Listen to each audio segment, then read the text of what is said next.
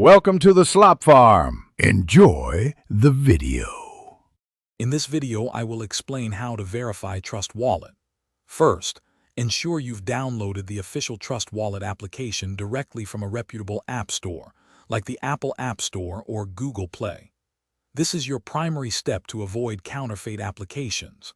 Next, during setup, carefully back up your 12-word recovery phrase. Write it down physically and store it securely offline. Never take screenshots or store it digitally. This phrase is crucial for regaining access to your funds. To further secure your Trust Wallet, always enable biometric security features such as fingerprint or Face ID if your device supports them. This adds an extra layer of protection against unauthorized access. Regularly check for official app updates to benefit from the latest security enhancements and bug fixes. Updates often include critical patches that protect your assets from emerging threats. Never click on suspicious links claiming to be from Trust Wallet support.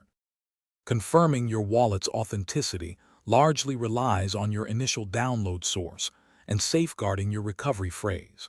Trust Wallet will never ask for your recovery phrase. Any request for it is a scam. Always double-check the developer information in the App Store to ensure it's Trust Wallet by Apps Platform Inc. This simple check helps prevent you from using a fraudulent application that could compromise your digital assets. Stay vigilant against phishing attempts. For advanced security, consider using a hardware wallet for larger holdings, which offers an additional layer of protection.